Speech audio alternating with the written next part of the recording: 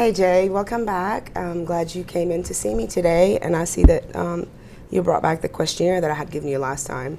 I want to thank you for filling that out, and we're just going to go over some stuff. But before we do that, I want to hear from you how you're doing today. I'm doing okay. I got one issue though. What is this? What is this? These cords down here. What is this? Um, those are just some. I got a flashback and it's not like ID cord. So is it okay to be here? I mean, what is it? I'm like I can feel some anxiety coming on already. Tell me about that. Well, is it okay? It's okay, and we're safe. But I would like for you to share with me what that was like for you. Okay, well, they use the same type of cord wired for explosives. Mm-hmm. So when I see stuff like that, it brings back a lot of memories, and it's like detonate bombs. So it just brought on a lot of anxiety. And plus, when we got blown up, this was some of the shrapnel and some of the wiring that they used to infuse the IED, the dirty bombs that they used, Mm-hmm. that we kind of ran over and didn't see it, and it kind of like just brought back memories. You share those memories with me.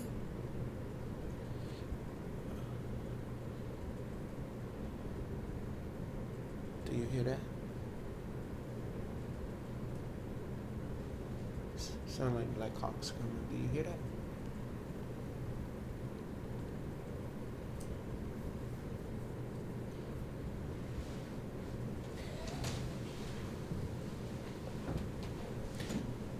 When it happened, we was driving. Mm-hmm. It was late at night, and we were just talking, normal talking. It was Jimmy was over here and Barry was over here, and we was just talking, just normal night patrol. Mm-hmm. And all of a sudden, it's a loud bang, a loud explosion, just out of nowhere. It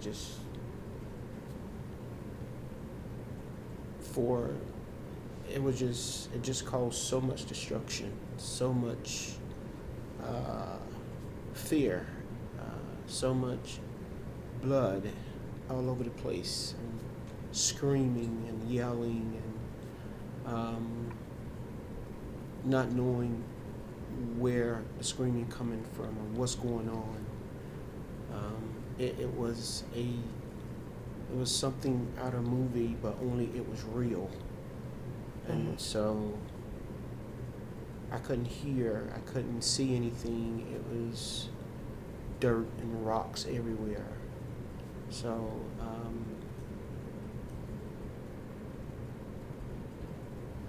yeah, it was a time. Okay, Jay, I want to ask you about those episodes that you have, the traumatic episodes that you're experiencing now. And from what you told me, there's been a lot of chaos and just a lot of stuff that happened. Can you just share with me a little bit about those experiences and how you are able to relate or cope when that happens to you now? You mean experiences as far as what I go through every day? Those experiences, like Just experiences that you have from the war. I mean, just hearing a car horn, it makes you jump. It freaks you out. Just any type of intercom that go off. Any PA system, it sends you into a flashback stage. The alarms that go off in this building is troubling. It's flashbacks because all these noises are very apparent to what you hear in a combat zone.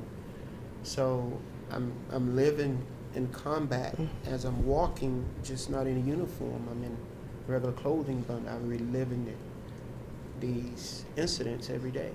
So it's still combat trauma for me, but I still have to some way try to cope with that and deal with it in a way that I can still live and not show too many signs, because people might think I'm a freak, you know. I saw how you looked at me when I asked you, did you hear the Blackhawks? I mean, these are things that I have to go through because of the urgency of immediate sounds that come to me that takes me back to those places. But at the same time, I have to ground myself and try to move on. That's good. Okay. How did it make you feel whenever what you had described for me whenever I was looking up? How did that make you feel? Like a freak. That's Can how you people explain look that to at me a you. little bit more? Well, that's how people look at you, you know. I was at a party and the music is some loud noise. I don't know, it sounded like maybe, you know, like gunshots back in the combat zone. Mm-hmm. And my initial reaction was to hit the floor. And, you know, it's like, you know, I'm looking for things and everybody just looking like, what are you doing? You know, and, you know, have you ever been in a situation where people look at you like you're a freak because of things that happened to you and you can't control them? It was embarrassing. It left me alone. It left me exposed.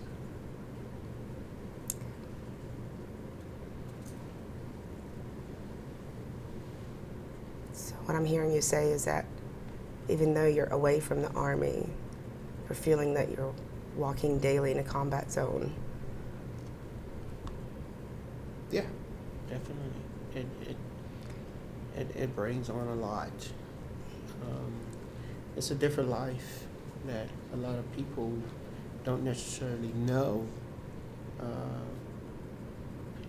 with any type of trauma, and seeing your friends get totally annihilated from some type of, you know, explosive, or, you know, seeing the sight of blood everywhere, and, you know, not knowing or being coherent to things when they happen, or talking to somebody one minute and next minute they have no legs, you know.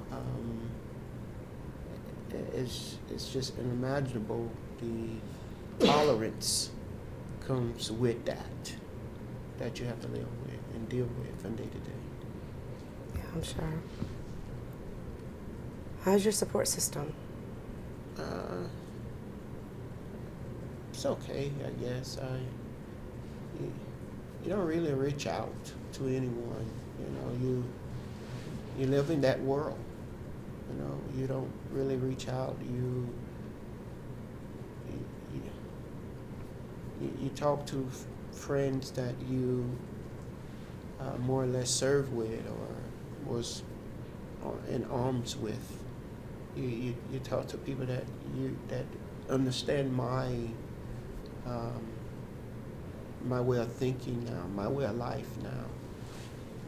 And you look at other people, I look at other people, even here, that, you know, I don't think the same, and, you know, the things that I look at, the way I look at things, they don't look at, but that's just the way you know, it is for me now.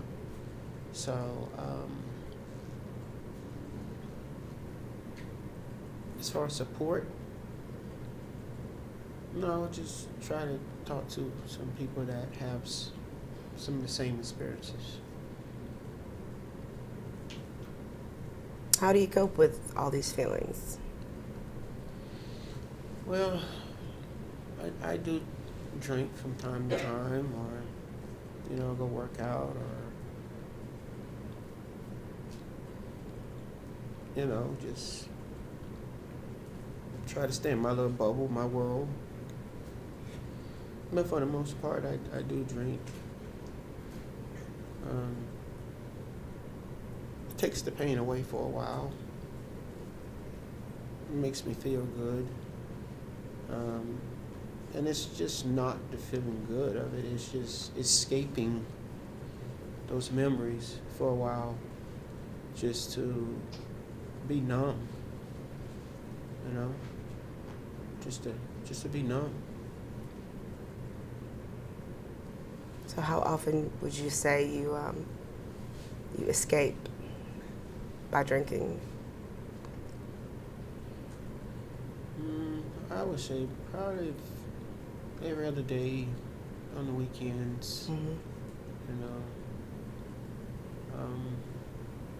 It's something that I find to be a quick fix to a long-term situation that I'm facing. But at the same time, just to get away and escape sometimes, it's beneficial to me. So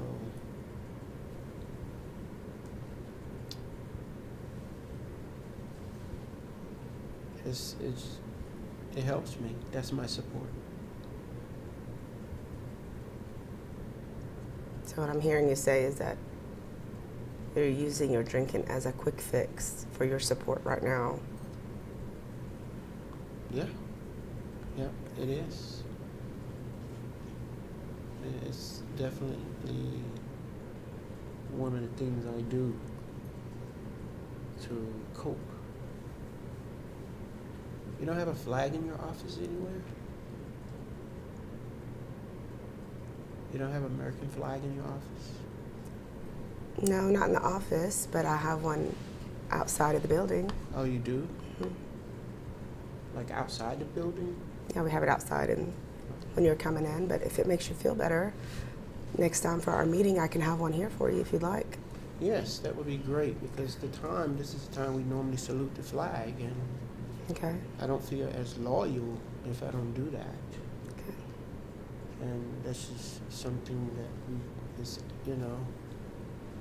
I would like to do that. Well, sure.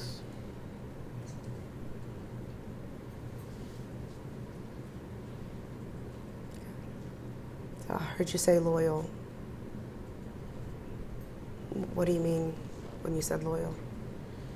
Patriotism is an honor. You protect. We do things that nobody else want to do. We go places nobody else want to go. Just to protect at any cost. To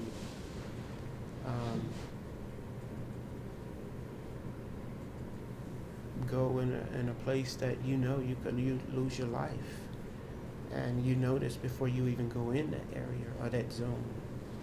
And so just to make it out, you don't worry about the people at home. You worry about the people that you're with. Okay. Home is okay, but the person beside me may not be, and I need to be loyal to that person. They need to be loyal to me. And that's just to make sure we make it out the combat zone, or somehow try to support each other to the point where we do the right things to live, to make it out that area or that zone. Okay. You have people that is, want to kill us just as we are trying to kill them. And you don't always lose. You don't always win every battle, and sometimes you lose. So that brings on a very high level of loyalty and duty and what you're supposed to do. So you have your soldiers you have to take care of. So loyalty to me is very big, And you think you can get that flight the next time if I come? That's what you're saying? Definitely. Yeah. Now let me take you back to the loyalty part and take yourself back and explain to me about those losses that you had. Can you just kind of try to give me an image of how you felt when you had some of those losses?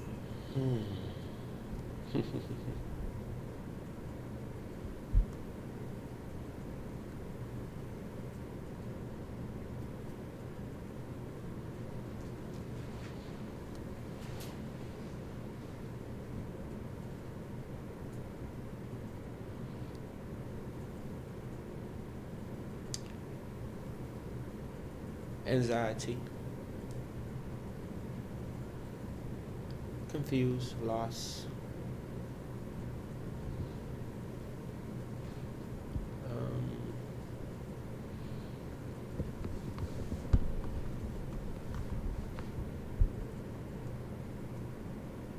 just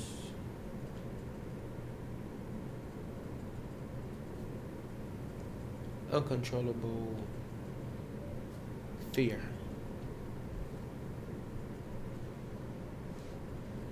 With the screaming,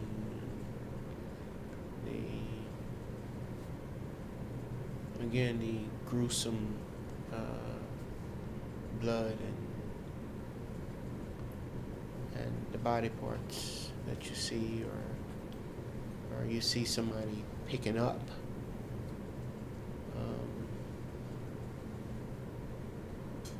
Yeah, it was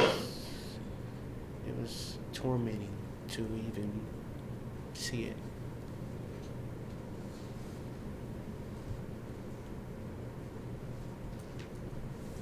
So there are some huge emotions that you felt, and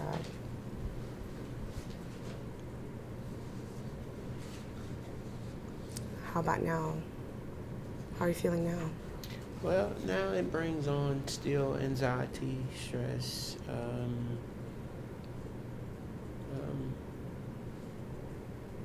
you find ways to deal with it, to move on,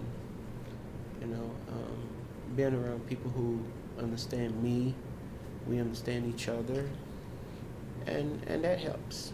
It's a big help. Coming in, talking about it, getting it out is a huge help. And I appreciate you, and I want to thank you for coming in to talk to me. And I want you to continue to come and talk to me, and just consider me as a form of support for you at any time. Oh, yes, I appreciate that. I want to take it back, though, a little bit and talk about the people. You said home is okay, but the forefront was not. I want to talk a little bit about home. What is that like for you? It used to be okay, but it's not now, because you get to a point where if you have kids and wife, and you kind of lose connection. When you come home, it's not your home anymore. It's different, because you still go through the ideal that nobody understand me, or nobody understand what I'm going through. So you more or less rather see things drift apart than to see them hurt, or see the continued depression. Because if I'm depressed, they're depressed. What I go through, they are going to go through. So when I say we, majority extreme combat cases, it's hard to make that connection again with family, with kids. So sometimes it's better to just let it go, and then to drag them down to that place where it won't be good. So yeah. So you'd rather feel disconnected yet alone than to have your family go through any pain more than they had to. Well, you accept that disconnect as comfort. for you. And it may sound selfish, but it's a comfort. You don't want to be bothered, or you don't want to be, you want to be alone. You feel nobody understands you. So you don't want to, I'm hurting already. I don't want to hurt everybody else. So I'd rather be selfish and see them happy or apart than to stay together. Okay. All right, Jay. I'm glad that you came in to share some of this stuff with me. Before you leave today, I want to do a little exercise with you, so that way when you're at home and you're having those feelings or any kind of stimulus, that means anything that's a noise, a sound, anything that's going to trigger a response back to make you have those negative feelings of when you were at war in Iraq. I want you to just to look at yourself, and I want you to turn some of those negative feelings that you had shared with me last week into positive ones. Do you think you can do that with me right now? I can try. Yeah, sure. Okay. All right. So just take a deep breath and look at yourself in the mirror, and I want you to tell yourself that this is not your fault. Say, it's not my fault. You want me to repeat? Yes, please. Can you repeat after me? It's not my fault. I deserve to be loved. I deserve to be loved. I deserve to be happy. I deserve to be happy. And I'm safe. And I'm safe. Okay. Think you can do that? Yes, I can do that. Well, thank you for coming in, and I look forward to seeing you next time. You're going to have the flag, right? I'm going to have the flag. If you're going to have my number to call me if you have any problems. Okay. All right.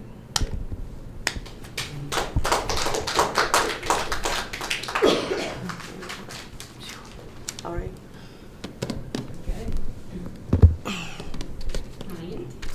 Yeah. It was good. She went to a place where it was surreal. And that question, to describe that's it was good. The responses was good. The questions was good. I needed that time, that silence, so I appreciated her pace.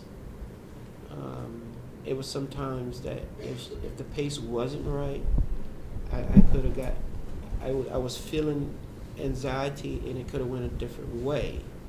So I could feel anger, but because of the pace and the silence, I was able to stay. I was able to calm myself down and stay with her pace. So that pace, it was really good in the silence. So being the counselor and the client, like when you were the counselor and your client, you were talking about treatment planning and you were talking about groups, and it's possible that person's anxiety was going to get up. Yeah. But now, being in that chair, being the client, seeing how the feelings welled up and then went down, I bet when you start doing your practicum, you're going to remember that. And when you start getting fast, you're going to go, whoa. Right. I want to create that anxiety. Yeah, definitely. Yeah. Pretty cool that you were in that position. Oh, yeah. It needs to be. And I felt him, and that's why I kind of backed off, because I think that if he were to be pushed at that time, then like he said, I think it could have gone a completely different direction. But, so I like that you stayed with him, that you continued going down that path with him, and you didn't try and bring it back to something else that he could have brought up. Yeah. And I really like that you somehow picked up on the word loyalty and made that somewhat of a theme session. Yeah. Really great. Thank you.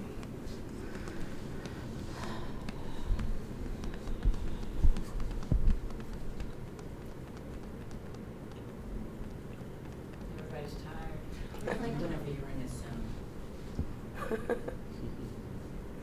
Thanks. Yeah. Just from a bubbly personality to another bubbly personality, you know what I mean? I like watching people be able to rein in certain things and have a focus and a zone. When you're listening to people, you have a very good zone, you know? I just want that said to you because you did, you know? Thanks. I liked your intention with him and attention with him. Yeah. It helps to like his body language. I could definitely tell whenever I was hitting a certain points that the agitation, and he also tried to kick me off subject for a while. A few times he tried to take over the conversation. I didn't know how to round This him. right here is a huge. Yeah, and that was I didn't. You already know it's a role play. What? He was in the role play. I thought he was He just was trying to in make character. it difficult. Yeah, for her. he started out in character. That was in the role play? Yeah. Yeah, he started out in character because in like it would make sense though if you have a PTSD client. This is a This is flashback. all wiring for bombs. I mean, like it could trigger. So I didn't even think about that, and I was like, "What would I do?" I mean, like, you're safe. And that's why I wanted to end it on those notes, like you're safe. I That's wanted what I him was to looking say, for. The "You're word safe," And then she said it at the end. Yeah. I was looking for the word safe. That's all I needed to hear. Mm-hmm. Was it a form of CBT? It was, but he took it differently. So I couldn't apply and that's what she said, stay with him in the moment. Some things were not CBT. I tried to stay true to the theory that I had originally thought that I would use, but I used at the end the cognitive restructuring of trying to have him, if he had any bad thoughts, because loyalty to him, and at home and feeling loyal to his country, I didn't want him to feel guilty about. But I could see CBT. Yeah, so, but because without exposing him, that's imaginary exposure. You kept putting him there. yeah. That was Yeah. Oh. Yeah. No, I wanted him to. I wanted to get that reaction That's from what I'm him saying, from I that. can see that. So if it's CBT, then she used the technique well because she exposed him. Imaginary exposure, she kept putting him there. And so he can face that fear, whatever it is. Yeah. So you use CBT, excellent. Well, if you were not trying to use it, well, too bad you used it. No, I did. I did. But true CBT, it tells you also once the client is there, and I'm not sure, I'm not quite 100%. But once the client is there, you're supposed to take them as long, push them more, take them more into it. And now they're saying longer exposure is more effective. But You did though. You stayed with him. You took him there all the way. Even Yeah. when he tried to come out, you took him back there. I think you have really great insight too. Just like Dana was saying, when you're really listening, you can really pick up on those body language and what he's saying and what he's not saying. thank you. I like when she said, so what you're saying is that you are out of Iraq, but you feel like you're living in Yes. combat daily. So you did That was great. really good. I just gave me goosebumps. Yeah, she said, but you still feel like you're living in combat daily. I wrote it You down. got goosebumps and I was about to cry. It's just, You can't be in a line of the counseling session, or you get it. And I ignored all of that happened at the beginning. You know how hard that was? yes. No, I think it was it was at first they all got up and were laughing, I think, but I don't know. Okay. Is there anything that you think that I can do that I would have helped a PTSD patient better? You know what? I'm sorry, I'm just like. No, it actually depend on how you or the counselor feel. It's would depend on the trauma that person is going through. Depending on how much you see you can get and give, it's a push-pull thing. Mm-hmm. If you could have went deeper Yes. and got more, but at what cost? Yeah, that's exactly what I was thinking when I felt, because to me when he said the body parts and the blood and the horns, and my thinking was, okay, now take me back to that moment and tell me what you smelt, what you felt, what you heard, a little bit deeper. Because that's what's gonna trigger his trauma in real life. So, Right. And but I then wasn't sure.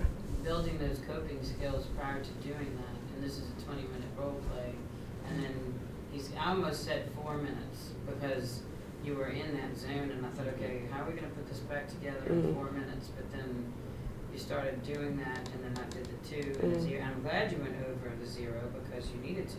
Oh, I did? You needed, yeah. Oh, okay. You did.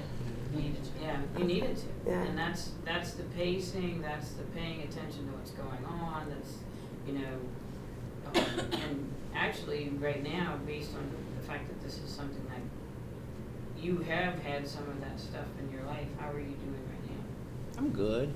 And of course, I could feel the, I could feel it.